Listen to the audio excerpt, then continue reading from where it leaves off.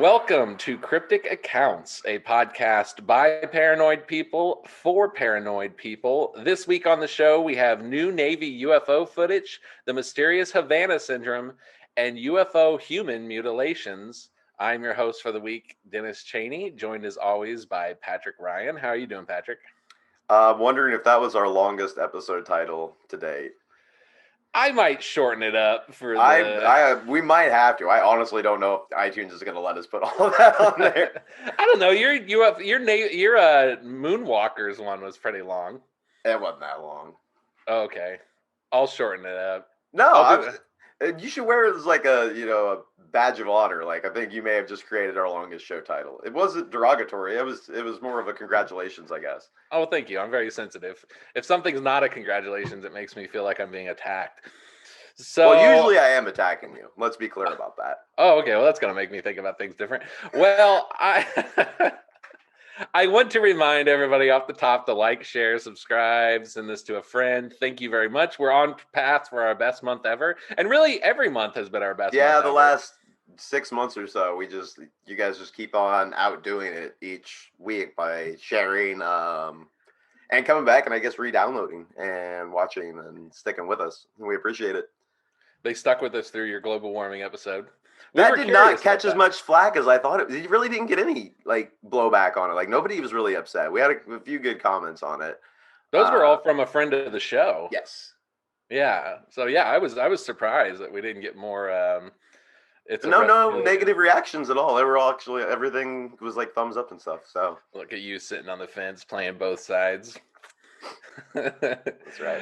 Well, Patrick, as I told you, we got a bit of a hodgepodge. I decided to go your alien moonwalker route this week because there's been some UFO news and there's been some other national intelligence news that I thought should be interesting. And by the time I went through that, we had half a show. So I went ahead and threw in another story I've been working in for a while. You ready to get into this? Let's do it. Okay. Our first story, and this one's going to be short, but there has been a new video released by the military of actually multiple encounters, but one in specific I want to get into. And these have been published by Jeremy Corbell, who's the investigative filmmaker who's been really leading the way on a lot of the recent disclosure stuff. Him and his mentor. Do you remember when you did the story about in fact, I think it was the Moonwalkers episode about the circular, it looked like maybe a parachute, some people thought, that was taken from inside of an F-18? That's not ringing any bells. Okay, actually. Well, I'm pretty sure we did it on the Moonwalker episode. It was a circular craft of some sort that looked like it was metallic, and it was maybe more top shape. Yeah, and like the Navy had a version of it or something. Yes. That was the Alien Moonwalker episode. Yeah, I don't know, the parachute. You saying parachute threw me off, but talking about the thing. Some people thought it might be a weather balloon or something because it seemed to be stationary when they were taking like iPhone photos of it from inside of the thing. So that has been confirmed. That has been confirmed real and unexplained this week, along with some other stuff. And the one I wanted to talk about is, and we're not able to show video here, but I'm going to include a link in the show notes. There's been a video, 2 stills of this were released back in March when we did that show as part of the same document dump that you were going through.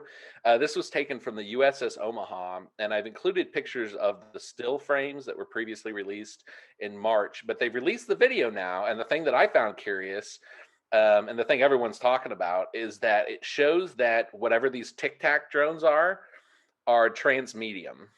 So, meaning they can go in and out of water. Yeah. With like no problem. So these were taken in July of 2019 when numerous warships were being harassed and tracked in restricted military waters off the coast of California. And they include sightings on the USS Omaha, which is the transmedium vehicle, as well as the USS Kidd, which is a Navy destroyer. Now, the video has been released showing that these are, in fact, transmedium objects, which is interesting because this is what we discussed in our Navy UFO patent episode, as that they were seeking to develop something that was transmedium.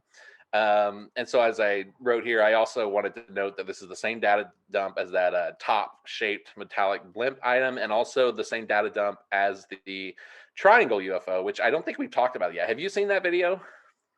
Of the Triangle UFO? It's an infrared. It's green. It's green. No. It's a night. Okay, I'm gonna send you a picture to include in this. But I thought for sure you had heard of that. But in this document dump, they also include. I mean, I've seen a bunch of different things about Triangle UFOs. It may have been blurred into that at this point, but specifically like a night vision or whatever version of it isn't standing out necessarily in my memory. Night vision video recently released, and they confirmed that they don't know what these are. So triangles confirmed. And I don't know if I told you this. I think my mom might have seen a triangle. Really? Yes. So we're gonna have to interview your mom at some point. Yes, we are actually, because I want to interview her and my dad because they both have. Well, he has a really legit UFO story, but she described seeing something that was like darker than the sky go by near their house, and it would like block out the clouds and block out the stars and stuff. Well, and they do kind of live out in the boonies a little bit, where they do a little bit. The type of place where you would expect crop circles to happen and stuff like that. I know. I was so excited when she told me. I was like, "You saw a triangle." She's like, "Well, I couldn't see this." I'm like, "You saw a triangle." But anyway, well, so I just want to get into that because that's the most recent UFO news. I feel like sometimes we don't always keep up with the most recent stuff, and so yeah. Triangles confirmed, trans-medium vehicles all confirmed. Something is happening, man. We're getting very close to that 180 days. I think it's gonna be. I think it's gonna be at the end of May. All of this is starting to coincide. Now I have a second story, if we're done talking about that. This is also broken. There's been a lot of news in the last week or two about this, but it's actually a story that first broke at the kind of the first term of the Trump administration, and it started happening like at the end of the Obama administration. And this is on the subject of Havana Syndrome. Have you heard of this? Mm-mm. Okay. What is Havana Syndrome? Havana Syndrome. So in late 2016, at the U.S.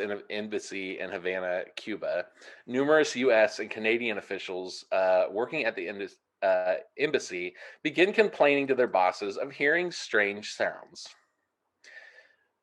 Worse, some of these employees begin to complain of having steady pulses and pressure inside of their heads, along with a number of other bizarre and unexplainable sensations. That's all very weird to hear and a little concerning. So at first everyone was like, okay, well, this is weird. Maybe it's food poisoning. Maybe, I don't know. Who knows? Who knows what they thought? But they didn't think it was like a national security risk. But then things started getting a lot worse with more serious symptoms, and things started becoming more physical. Soon, numerous U.S. diplomats, as well as Canadian diplomats and employees, were experiencing deterioration of their hearing and vision, as well as signs of what we would normally think of as occurring from brain damage. Are they like getting exposed to like radiation in some weird way? There's a debate, and we'll go into it. Okay. But it started at the embassy in Havana, and indeed, the State Department actually ended up secretly sending people there. They enlisted a team of physicians to investigate, and found that 21 of the U.S. personnel showed signs of, quote, structural changes to their brain that have not been identified or linked to any other known disorder. Oh, that's freaky. So we've got a new brain disorder in Havana, and we got our patient zeros. Yeah, it could be that. It could, and if it is that, you're about ready to get a lot more frightened. I think it's a weapon, but we'll get into yeah. When you're talking about the sound and the vibration and stuff, like I already thought some sort of sound weapon or something, but when you're talking about like brain degeneration, that makes me think like something with radiation. Possibly. And so all of this remained secret until the news leaked in 2017. I think it actually leaked to BuzzFeed. Why does all this serious stuff leak to BuzzFeed? Because that's how backwards everything has become. Like, I know, that's how weird. If this was the 70s, BuzzFeed would have probably done the Richard Nixon story. I'm convinced. It would have been like Mad Magazine doing it, basically. Oh, yeah, exactly. Yeah, or the Weekly World News. Yeah. So the attacks have actually continued, however, and gotten worse into late 2018. And in fact, by late 2018, the U.S. had actually evacuated most of their staff from Havana, and it still remains that way to this day. Well, I mean, I don't want to say, I don't want to point fingers yet. Okay.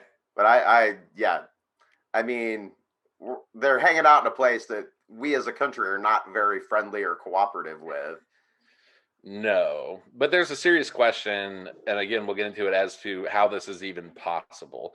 So, in December of 2017, while all this was still secret, Congress asked the CDC to conduct what has become known as the Cuba Unexplained Events Investigation. That's a catchy title. Yeah, the Q, I guess, is what it would be. QE. So this report concluded in 2019, but was not leaked to the media until 2021 after multiple Freedom of Information requests. Oh, that's actually the thing that came from BuzzFeed, and also I believe George Washington University. So the CDC dubbed this mystery illness Havana Syndrome and stated that the symptoms took place in 2 stages. The first stage is as the symptoms we already talked about, which happen directly after the victim hears strange noises and the pulsating inside their head, involves multiple sensations described earlier. But the second stage, which happens sometimes weeks after they hear the noise, is where cognitive defects occur. And this includes memory loss, tinnitus, which is constant ringing in your ear, and constant nausea. Nausea. That sounds awful. Like, I heard a weird noise and then a couple weeks later, and moving forward, I just feel like puking all the time. That's where I'm at. And I can't remember anything, and all I hear is ringing in my ear. I don't know why my stomach's upset. Yeah, that's awful. That's terrible. So 2 years after the study was leaked, which is today, some of these subjects are actually still being treated for their injuries. So they might just be like this forever. It's starting to sound like it. So recently it was leaked, and this is how it got into this show. It was leaked and reported by CNN that there are now 2 possible incidents that have happened on American soil in November of 2020 during the election, including one in the Circle Drive right outside of the White House. Oh, yeah, this is a weapon.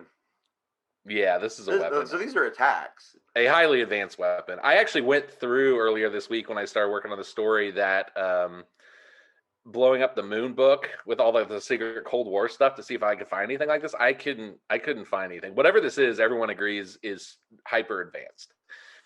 Great. And we're being attacked. And so one of these attacks actually, or there's actually another attack that's been recorded against a White House official who was attacked outside her home while walking her dog in a Virginia suburb of 2019. She had all these same symptoms: ringing in her ear, nausea, memory loss. And that's okay. So that's 2019. This all started in 2016 in Cuba. And it's got to the point now it's on American soil. Now it's on American soil. One of the attacks at the White House was actually in that circle. You know, when you see a picture of the White House and there's that circle drive, it was right there. Somebody or something was close enough to the White House with a weapon to just be attacking people at the White House. Yeah, but who knows how close you really have to be? I know. We know nothing about this. And obviously, based on what I'm picking up on the stuff from Havana, it sounds like it works through walls. Yes. Yeah. It doesn't seem like it's a direct line of sight thing, like it's going to vibrate or whatever it does through who knows what all levels of construction. Does concrete stop it? It's kind of making me worry, like, what if this is happening, like, inside of the White House? Yeah. Or the Pentagon, or, like, you know what I mean? Like, where are you safe, basically? So in December, so all our leaders' brains are going to turn to goo. It wouldn't shock me if every leader after 2016's brain turned to goo. This would explain a lot of things, actually. That's what I'm saying. I won't even make it as a part. Not even as a part. Yeah. Yeah, I don't want to come out like, the wheels are spinning right now of all the things in the last 5 years that, or at least the last 2, since we're thinking it's been happening here. I think everybody of all political stripes could probably think of something by somebody that has made them go, what? Yep. Like, what do you... Maybe it's because their brain don't work no good no more. Yeah, and we wouldn't be able to publish that. We would just have to act like everything's okay. You couldn't be like, the president's brain was microwaved. You just have to keep going. Oh, boy. Yeah. So in December of 2020, this is the thing I texted you on like Wednesday night. I was like, this is going to be in the show. This is terrifying. So in December of 2020, the National Academy of Scientists completed a study of U.S. government employees who had come down with the mysterious Havana Syndrome while working in Cuba and China, where attacks have apparently also been occurring. Wait, it's been happening in China too? It's happened from what I can tell, I've read a lot of articles about this. It's happened in the U.S., in Cuba, in Syria, and China, and probably other places. This is probably happening a lot of different places. Okay, so we've either got some sort of a terrorist group that is orchestrating this with like some super crazy advanced technology, or we got some weird alien stuff happening. I know, and I tried very hard to find an alien connection, and I could not find anything. But my mind kept going back there. Like, well, your brain might have gotten zapped, Dennis. We don't know. You know, honestly, if you told me that after this last year, I would just believe you. I'd say that would explain a lot. Yeah, I think we can all kind of say that a little bit. I definitely can. So the National Academy of Scientists did this. Like I said, they focused on people in Cuba and China, and their conclusion was that the culprit is most likely some form of directed energy weapon. Cool. So it's important to note that as of this date, no one from the government is authorized to speak publicly about this. But just last week, Politico reported that 3 current and former U.S. officials now suspect that a Russian spy agency may be behind the mystery. And I don't know how much I trust that. I don't know if Russia's allowed to operate in China. I could see them operating in Cuba, maybe. Well, that's kind of where once you started naming all the different countries, I kind of stopped thinking this is a normal adversary in some way, like another country. Because the way that it seems to be messing with all different alliances. It's actually a pretty bold move. Like, what if you end up killing somebody? Like, how do you damage someone's brain without at least some risk that they're going to drop over? And now you've assassinated a U.S. official. Like, it seems like if you're scrambling people's brains, are you really that worried? Is it really going to be that much worse of a charge if you accidentally murder one of them? No, I just mean like if you're another government, like you're really risking war at this point. Yeah, that's why I kind of don't think it's a government. Yeah, and if it is, I would think. After the stuff with like Gladio and stuff, this could be some sleeper cell of some countries that's off on its own, doing its own crazy thing. Some, completely off the books, black ops. Ooh, sleeper cell thing. Yeah, I mean, we're notorious for. The U.S. and Europe, we've sent them out everywhere. We don't even know where they all are. Oh my God. We lost track of our sleeper cells, which is really scary. And then they just started doing their own illegal stuff to fund what they're doing. So who knows what that could have been spun off into. I almost forgot about Gladio. Oh, I'll never forget about Gladio. That's one of the most haunting episodes I think I've ever done. Yeah, it really is. And that one's going to really... that came up in my mind for a while with like every conspiracy we did after that. I'm like, this could be Gladio. This could be Gladio. Because their goal, and also Gladio... I mean, see, I'm suspicious now after all the stuff that came from Russia, apparently, about any time they say Russia. I'm like, are you sure about that? Especially knowing that Gladio's main goal is to basically keep the Cold War alive. And it's like, okay. Well, it was there to stop it, but also it kind of got bored and then kind of started fueling. Well, yeah, to keep their own existence going. Yeah, that got weird. Unchecked power is a great idea, you guys. Yeah, it would be a fun job though. So the New York Times also recently broke the news that the number of attacks has been far larger than previously expected. Of course. Prior to May of 2021, it was believed that less than 60 U.S. officials and employees had suffered symptoms. That's a lot. That is a lot. Now the number is actually 130. More than double. Perfect. Yeah, and if they're admitting that, my guess is it's in the 4 times that easily. Yeah, and I don't know how many CIA officers we have, but yeah, this isn't good. So this includes 3 CIA officers who got hit by the mysterious weapon in December of 2020 while working on assignments overseas, and some of them were actually the ones in Syria as well. Okay. So, in recent weeks, intelligence officials have told Congress that the investigation has ramped up to include all 18 federal intelligence agencies in an official briefing. The U.S. government's main suspect at this point is the Russian intelligence agency named the GRU. which I had to study. The GRU is basically their military intelligence. And again, I've just kind of lost a lot of belief in, because it just seems like Russia's our go-to for anything. Like they're just our scapegoat anytime we need to explain some bad things that are happening. It's those evil Russians. Yeah, and it makes sense for them to be our scapegoat because, like, no one wants a nuclear war. No. Like, we could just pin it on them without anybody doing anything to each other because we've entered this posture of like, well, we don't like each other, but we're not gonna. Yeah, and they do the same thing. Yeah.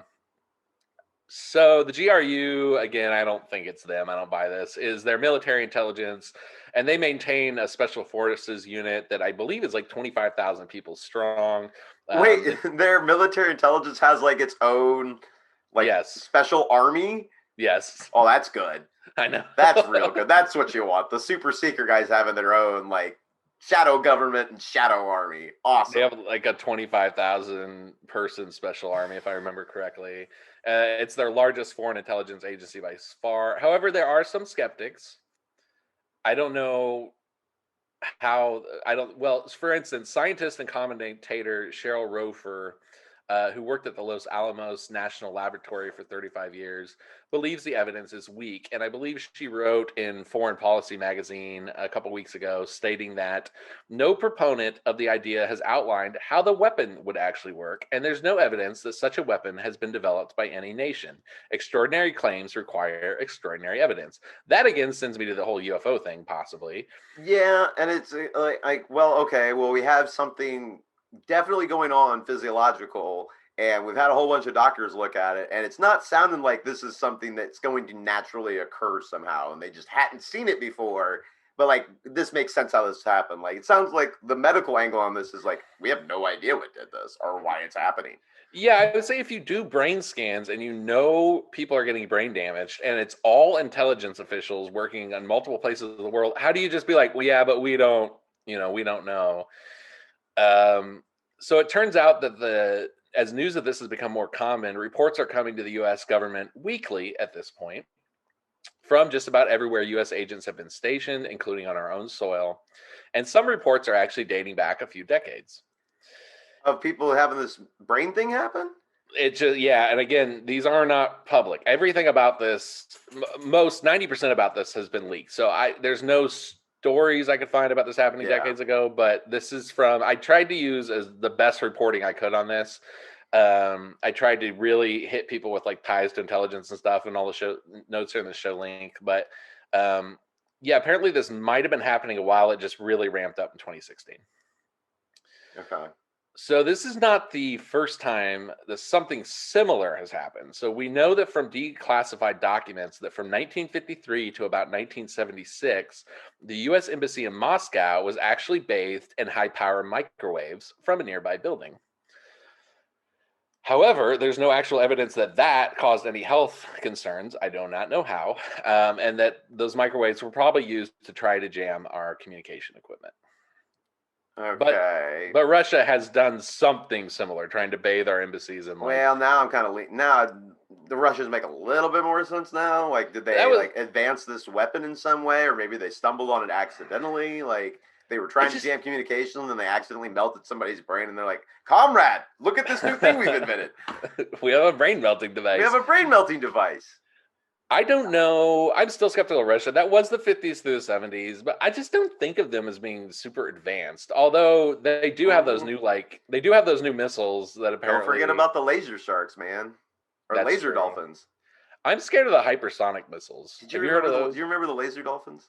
Yeah, heck yeah. That was one of my favorite shows, man. That was one of the best ones. I loved Acoustic Kitty. I keep going back to that book, like, to try to tie stuff in, because it was like it's a really good book.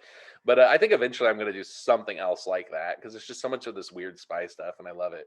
Yeah, the heyday of the counterintelligence, secret intelligence, just whew. The Dolphin Wars, man. I need to go back. I need to see if there's any Dolphin War updates. Maybe I'll start my next episode with some Dolphin War updates. That'd be great. It's probably still going on. So, I bet. Skeptics, including those with military intelligence credentials, continue to point out that if this weapon exists, and this is just our hubris, basically the storyline is if this exists, we should have it. And oh my God, yeah. And since we don't have it, it's not real. Even though these people are coming down with brain damage. USA. It also worries me that this is becoming public as like UFO stuff is becoming more public though, because yeah, I'm still leaning towards aliens on this one, to be completely honest with you. It could be. I mean, I sometimes I do buy into the if we don't have it, they couldn't have it to a certain extent. If it's something if it's something like crazy like this, I'm more inclined to believe that. But like other countries like do come out with stuff. We're pretty big on like leaning into some crazy ideas, as declassified documents have shown. We don't shy away from the crazy at all, ever. Like we like to think like act like we would, as like our government does, but no, we're all about it. Yeah. Because if there's a possible advantage, but again, somebody has to figure out things first. So maybe somebody's just figured out something we haven't, or they've interacted with something that's given them something, or taught. Who knows? I'm mostly just worried they're going to start doing this to our leaders, or how far is I kind of already think that's already happening, man. Yeah, man. Maybe the UFO. Maybe this is like if they give all our leaders like asphasia, basically, like. It'll help them like come down and just like own it.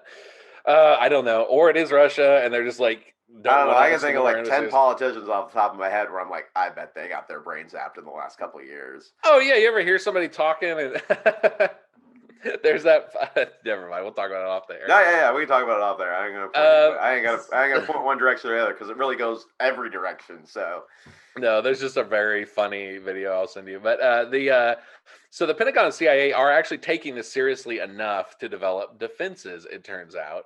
The State Department stated publicly in a study that the most likely culprit is pulses of radio frequency energy. And the Pentagon has announced that it's developing a wearable sensor to help identify when you're being attacked. Oh, cool. So you'll have like a little Fitbit for when you're getting your brain microwaved. Yeah, you'll be like, oh, look at that. I'm getting my brain microwaved. Yeah, but what do you do after that? Do you put on like a metal helmet? Like, what do you do? That's what I was kind of wondering. Like, do you like line walls with lead? I don't know. There's got to be ways to keep radio waves out. In fact, I'm kind of a little freaked out that our like embassies and stuff don't already have that. Yeah. Anyway. You'd think. But nah. So those are our two news stories for the week. I thought they were both important enough to bring up. So UFOs are real. Now, so good job. Oh, well, I saved the best for last. Oh, great. So this is research that eventually I want to do maybe a multi-parter on, but even in the UFO community, it appears that people have shied away from talking about this. And that is the human mutilation phenomenon. Finally, the uplifting story we've been waiting for this whole episode. I found an article. Actually, I found one story that we'll end the show on. But I want to start with an article from UFO magazine writer Don Ecker called The Human Mutilation Factor. And this is the one part of the show where I've just directly imported it because it's pretty freaky. It sounds like a lot less fun X Factor, I'm going to be honest with you. Yeah, it's nowhere near as fun as X Factor or American Idol or really any Factor. Is Simon Cowell going to be there, though? Oh, he'll be there. And he'll also be mutilated. Well, all right. So in the last 40 years, Mr. Ecker says, of my UFO research, one of the most baffling questions that have plagued researchers has been, is the UFO phenomenon dangerous to humanity? Over the years, there have been numerous cases where the phenomenon has figured into human deaths, but as a rule, most of these have been officially ruled as an accident. When speaking of cases where the death has resulted, usually most assume where military pilots have died in the result of, quote, chasing the phenomenon. One of the most famous of these military cases that is discussed whenever the subject of death in UFO is raised is the famous Mantell case. This case is so well known that I will not discuss it here, but there are many others. In one of the less known cases, during the mid-1950s, a military jet interceptor was observed on radar being, quote, absorbed into a UFO over the Great Lakes. That's terrifying. Yes, it is. Like they literally had like not the tractor beam, but like, you know, where the like aliens will like dissolve you up into like the way they always did it in cartoons and stuff. That's really based on something? Great. Yeah, people Great. think. I'm Great. starting to think a lot of stuff in media is stuff that people have seen. No trace of pilot or aircraft was ever found. Oh. And in another case reported in the excellent work Clear Intent was the case of the Cuban Mig Incident. In this case, a Cuban MiG was locking on his weapons radar when the aircraft exploded in midair. The wingman was certain that the UFO had fired some sort of weapon, but other than the jet exploding, no other smoke, flame, or other obvious weapon firing was observed. So it's just out of nowhere, it just basically just blew up on his own. Yeah, as soon as he locked onto it. There was also a famous event in Iran where they chased some. I think we talked about that one at one point. Yeah, I think I brought it up just because it's been, I think, verified in like some of the UFO Trove documents. So, and I think it was back when Iran was like our ally prior to I need the like Shah. a big board with strings to start connecting all our episodes. Man, I got one. That's why I use this background. So it's getting confusing. It would be really helpful visually if I could just look around and be like, oh yeah, that connects to that, and we were talking about that, and I would make, yeah. My first thing was, oh, it's an invisible weapon, just like the radio weapons. Yep. The matter of either overt or covert hostility on the part of UFOs has always been treated warily by serious researchers. On one hand, if the enigma is hostile, then several questions must be faced. But if anything, should the powers and authority what if anything should the powers and authority tell the public? Is the government capable of handling a threat of this type? Is the public ready to face an issue as potentially terrifying as a, quote, possible threat from somewhere else? Other than incidents involving military involvement, have there been cases where civilians have been injured or killed during some type of UFO encounter?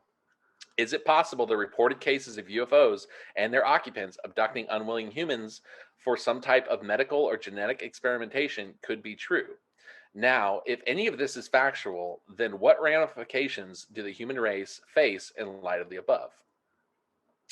According to Dr. Phil Imbrongo, during the research that led to his writing Night Siege, which I actually think I have, the Hudson Valley UFO sightings, by Dr. J. Allen Hynek and Philip Imbrogno and Bob Pratt, Imbrogno has stated that on several occasions, Hynek specified that he wanted no mention of the dozens of human abductions that they had already uncovered at the time to be mentioned in the book.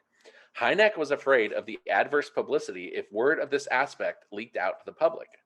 After Hynek's death, Imbrogno stated publicly on CompuServe and other public forums facts of abductions, animal mutilations, and even several cases of mysterious deaths of humans that he indicated could possibly be linked to the UFO phenomenon.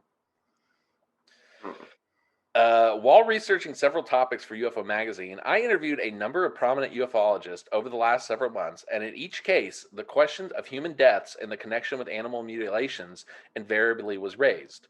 Most readers of this text will be familiar with Mr. John Keel, who many regard as the last of the great ufologists from the earliest days of modern ufology. Keel has been a force to reckon with.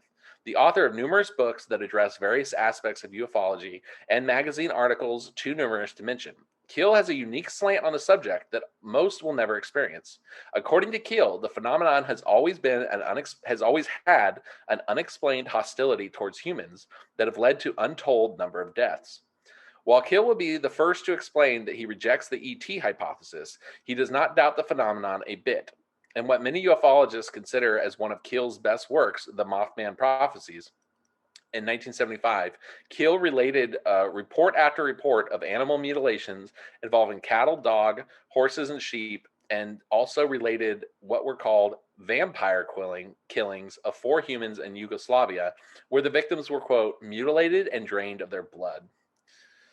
Just like cattle mutilations. I don't believe we've ever done a cattle mutilation episode. No, we haven't. We did talk about the Mothman. Yeah, we did talk about Keel.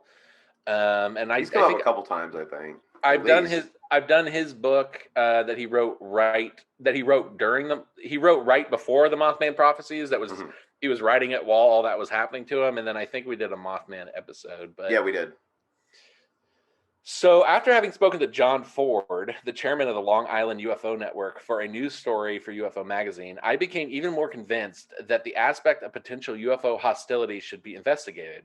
Ford relayed a numbing number of animal mutilations, human disappearances, human abductions, covert federal involvement in areas that suffered high numbers of animal mutilations, and even armed military helicopters that chased UFOs over civilian communities. Ford, who is an officer of the federal court system, did investigations into the disappearance of mostly young adults over a year period in areas of high UFO overflights, and after having several personal friends who were police officers and local municipalities look into the situation, came to the conclusion that the facts were being suppressed. The reason given was that there was, quote, no need to panic the public. Although no ironclad proof can be made for direct UFO intervention and circumstances are extremely suspect. We need to do a missing 411 episode, man. Yeah. Because that's a very similar phenomenon that happens in like public parks where people go missing and they'll find them miles away without clothes, dropped on a rock or something. Yeah, we do need to cover that at some point. We haven't really brushed on that. We haven't. And it's very similar to all of this.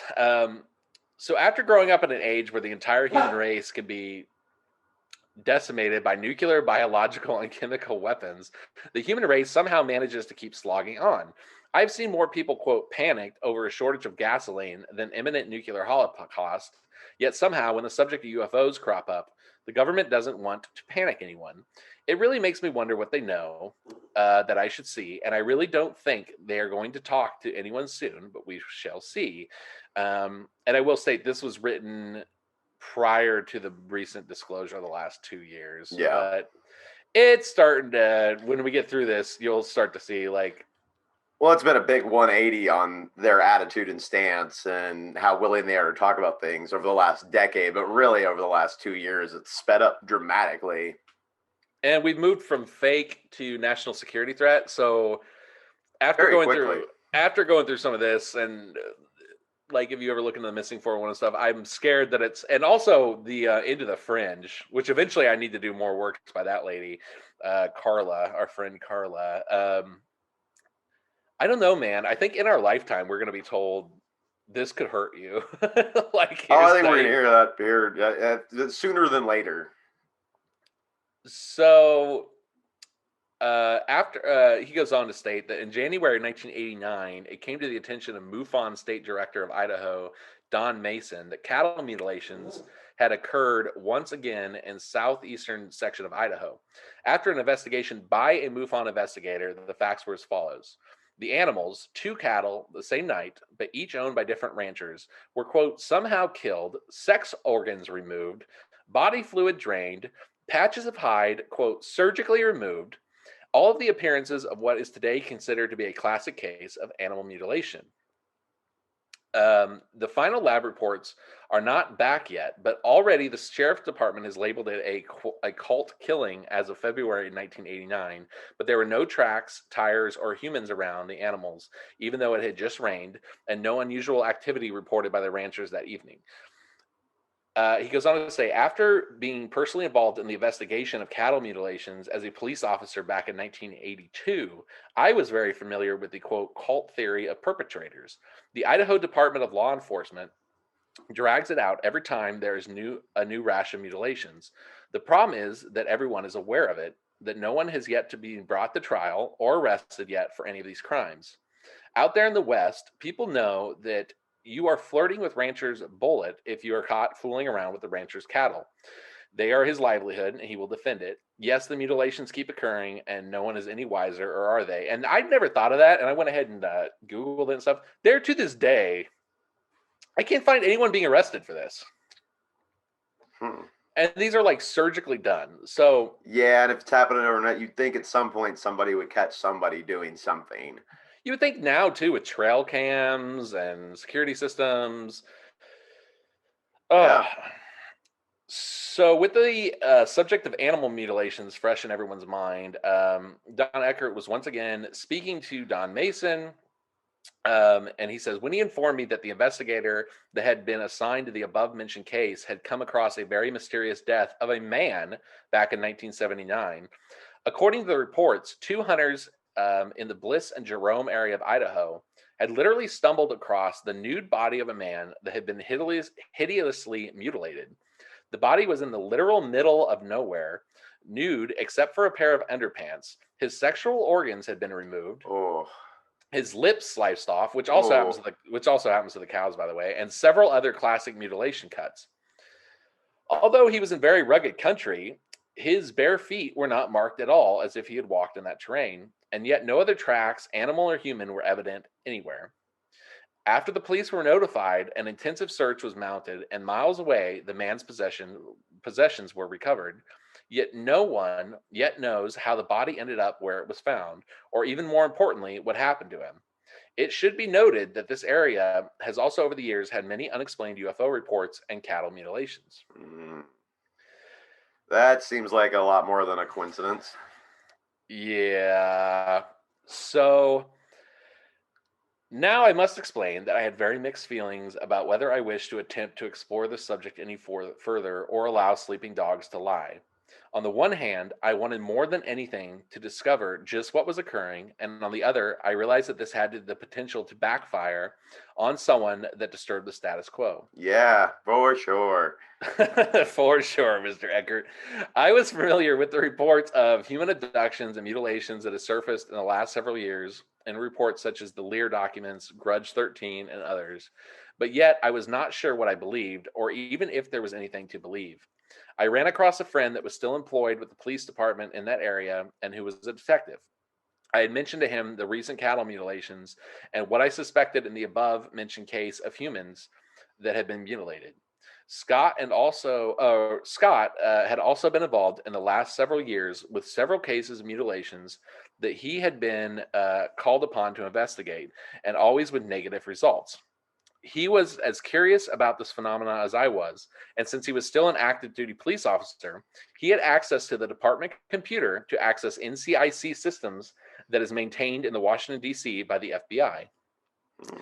After giving Scott the criteria for a search of unexplained human deaths that involved factors of mutilation, I asked that his search go back to at least 1973, involving this area of the Northwest. Scott, not his real name, ran the request through the department computer. As he mentioned at the time, he had expected to get realms of reports back, and we would have to wade through, or reams of reports back that we would have to wade through to get to the reports that would require further study. Scott ended up requesting that inquiry be run back to 1970 and involved not only Idaho, but also Utah, Nevada, Oregon, and Washington State. Because of the magnitude of the search, Scott stated it would take about 1 week to get the results back to his department.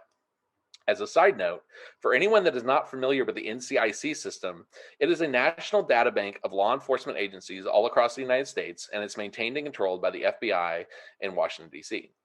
On February 14th, Scott contacted me in person and appeared very troubled. His exact words were that something is really screwy, Don. I got the request back from the NCIC on Monday, and there's got to be something wrong. They told me they had no unsolved murders at all, 0 that met the criteria.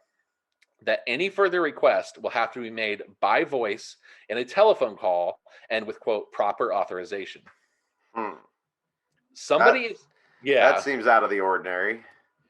Yeah, also 0. There hasn't been any, but if there had, you would have to call me and talk to me about it directly, and you would have to get authorization from like my boss to do it. But there's nothing to talk about. But if there were, you would have to jump through all these hoops. That sounds a little weird. They're keeping records, man. Yeah. So his friend told him, Don, somebody is sitting on something big as hell. I also knew that something was screwy as hell after anybody that has had dealings with law enforcement knows about the Green River Killer in Washington State. This serial killer is credited with at least 30 to 40 murders of young women, and to this date, the case is as big a mystery as ever. And I believe actually this guy actually ended up being caught very recently. Many of the killings showed up some type of mutilation, and if nothing else, at least some of these homicides should have shown up. Now I'm going to have to look into the Green River Killer, but once more as a side note, I've been warned by a prominent ufologist that there was a lid, quote, screwed down tighter than you could believe in regard to human mutilations. I also was warned that in order to break through the secrecy was going to be a long and sometimes weary job, that if enough persistence was applied, then it's possible to get to the bottom of the facet of this facet of the UFO enigma. Do I think that this can be solved along with the rest of the puzzle? Yes, I do. But I think that the secrecy can also be maintained for so long and then no longer. I also believe very strongly that only if the entire UFO community works in concert, this will be accomplished, and the infighting and arguments must cease for all. So I found this. It's a bit of a historical document, but I wanted to find at least one case where a human mutilation was actually reported on. And it turns out that there is actually a very prominent one from England. And this is the case of Zigmund Adamski. And I have a picture of him here, and I have a picture of the Sunday Mirror article titled Amazing UFO Death Riddle. This remains unsolved to this day. So Zygmunt Adamski was an immigrant to England. He was born in 1923 in Poland. This is the disappearance of a Yorkshire miner in 1980, which left police baffled and prompted, quote, alien abduction conspiracy theories. Ziggy, as he's known, went missing in mysterious circumstances from his home in Thornfield Crescent near Wakefield, England, in June of 1980. The 56-year-old miner at Lofthouse Colliery had set off on June 6th on a walk to the local shop to buy groceries. It was the last time the Polish-born Mr. Adamski was seen alive. His wife Lottie's initial suspicion was that he had been kidnapped. But 5 days after he disappeared, a coal yard worker, Trevor Parker, found his body on top of a 10-foot high pile of coal at his father's coal yard in Tolmorden, about 20 miles from where Ziggy had left to get groceries. He was wearing a suit, but his shirt was missing, as were his watch and wallet. His clothes were said to be improperly fastened, and he only had 1 day of beard growth. Mr. Adamski's hair had also been cropped short in a roughly cut manner. His body was covered in burn marks on his head, neck, and shoulders. His face, it was reported, showed absolute terror, but there were no injuries to explain his cause of death. The look that got frozen on his face when he died is just sheer terror. Yeah, and he's got those burn marks. Yeah, somebody was scaring him and hurting him right until the very end. But not enough to kill him. They can't figure out what actually killed him. But this is actually a common thing in the missing 411 that people will be found somewhere, and sometimes the cause of death, I think also in your Dyatlov Pass show, is sometimes like being dropped from high spaces. Yeah, the Dyatlov Pass. Yeah, that was one of the possible explanations. Those people got thrown around by something. Yeah, they got dropped from high up. Now, what's even weirder is that the burns on Ziggy were said to be covered in a strange ointment, which could not be identified by scientists. One tabloid newspaper suggested that Ziggy had been abducted and killed by aliens and his body dumped on top of the coal pile. Others put forward theories that he'd been killed by KGB forces, which I couldn't find any evidence he was involved with the KGB, or had been left dazed and confused after being struck by, quote, ball lightning. Why do they always say it's ball lightning? I don't know. The strange ointment is really messing with me, though. Like, it's like somebody burnt him, but then was, like, trying to, like, heal it or conserve him to keep him alive longer. By putting some, like, anti-burn substance on. But, again, we don't know what the substance is. I also think that abductees often have... goo on them? Well, goo seems more like a poltergeist thing, but like they do have burn marks. They'll have like a triangle burned on them or, and I guess it's possible they were trying to heal him and then something went wrong. So the alien abduction theories were given a further boost by Alan Godfrey, the policeman who'd been called to the coal yard where Mr. Adamski's body had been found. In November 1980, 5 months after Mr. Adamski's body was found, Constable Godfrey had his own encounter with a UFO less than a mile away from that coal yard. The respected policeman made a sketch of the UFO and later, under hypnosis, told a story of being taken aboard and given a physical examination by two non-human entities. The policeman's UFO story made headlines around the world. Now, Mr. Godfrey, who's in his 70s, told the Examiner that the story that he told under hypnosis was probably merely a dream, adding, "I never said I was abducted by aliens." However, he believes it's possible that Mr. Adamski was taken by aliens. "I have an open mind. I can't rule it out." So it didn't happen to me, but it probably might have happened to that guy. Yeah, which also I feel like being a police officer, he probably has to say it didn't happen to me to like keep his job. Yeah, well, he's 70 at this point. He's not still working as a police officer. He's No, but retired. I mean, you might be thinking about his legacy or something. It just seems like a weird thing to come out and say if and I know hypnosis can be suspect sometimes, Oh, but or he's just in disbelief himself. yeah, that's That could true. honestly be what it is. Just he's in disbelief and doesn't want that to be real. So That's I never heard me say that. They're saying I said that under hypnosis, but I don't remember any of that. So that's not real. I'm not crazy. You're crazy. right. I'm not the crazy one. You're the crazy one. You Right. should tell me that so he thinks that Adamski did not die where he was found, but was, quote, placed there by someone or something.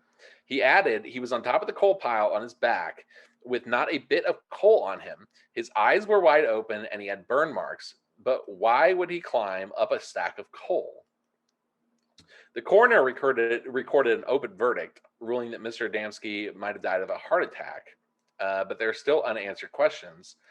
There was some ointment on the back of his neck, and samples were sent to Home Office Laboratory, which could not identify it, said Godfrey. And Mr. Godfrey also said he will never forget the look on Mr. Adamski's face. I want to see the look. I know that's morbid, but maybe he could do it for us. Like, yeah. He added something or someone put him on top of that pile of coal, and something scared him to death. Later, Mr. Godfrey spoke to a pathologist who carried out the post-mortem of Mr. Adamski's body. He said it was a classic case of someone who had been scared to death. I could just imagine a guy in a British accent saying that. Like, it's a classic case of being scared to death. Wait, that's what the coroner said? Yeah, the coroner said a classic case of being scared to death. I mean, you could get rid of hiccups that way. I did not know you could kill somebody, though. Mr. Godfrey step my scaring game up a little bit. I've just been helping people with hiccups. Apparently, I could have been going after my enemies. I know. I could just be murdering people. There's a spider on you. In Tingley, England, people still talk about the case. Neil Beecham, who in 1980 was a reporter at the Morley Observer, said that Mr. Adamski's mysterious disappearance has always troubled me and is a topic of conversation for the tight-knit community of Tingley even to this day. Some commentators have suggested that Mr. Adamski may have been abducted, but not by extraterrestrials. 10 years ago, 2 British UFO investigators looked again at the case, and according to reports, they discovered that at the time of his disappearance, Mr. Adamski was in the midst of a feud with a family member who was having marital problems and had moved in with the Adamski couple. The investigators believe that Adamski's disappearance may have been an abduction linked to the feud. However, nobody's figured out what this ointment is or how his neighbor scared him to death. Yeah, I mean, I'm kind of with you on that. Like, until we factor back in again, like you said, the ointment, which cannot be identified, which means it's not something humans know about. So, if we don't know about it, where did it come from? Probably not humans, because it's not like petroleum jelly on them. No, you think you'd be able to figure that out. So James Turnbull, the coroner who dealt with Adamski's death, I guess another one, not the first pathologist, told the BBC in 2003 that it was the biggest mystery of his career, but he wasn't quite convinced of theories related to paranormal activity.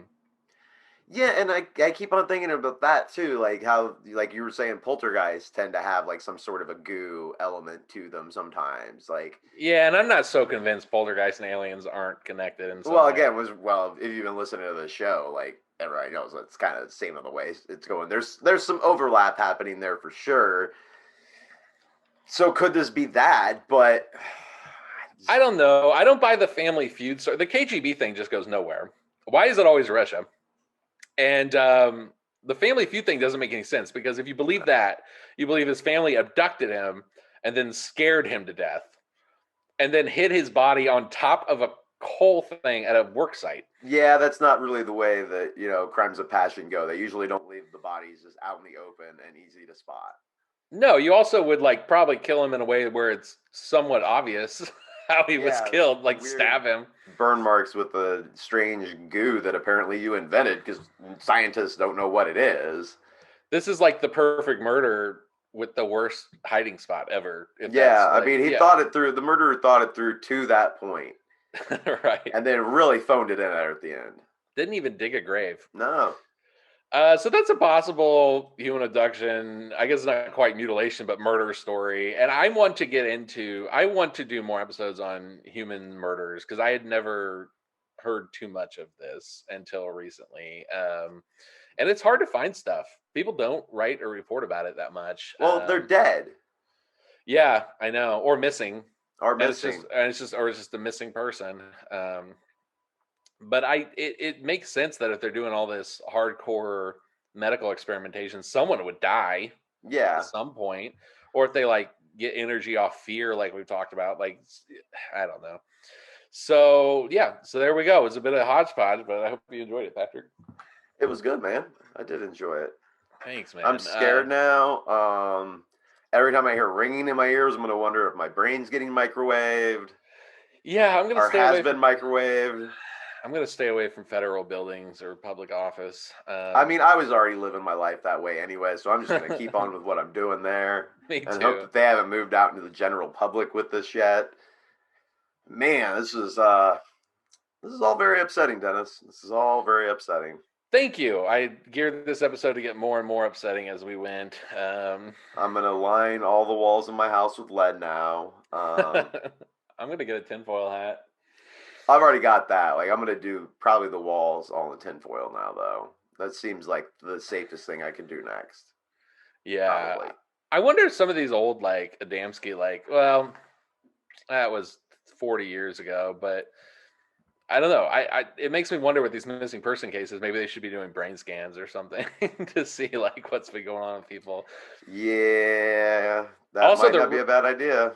The ringing and tinnitus thing was similar to some of Carla Turner's stories, where you go into like this altered state of consciousness. And anyway, yep, that's my big bag of depressing things. I'll write you a title here tonight and get you everything. But yeah, well, thank you for listening, everybody.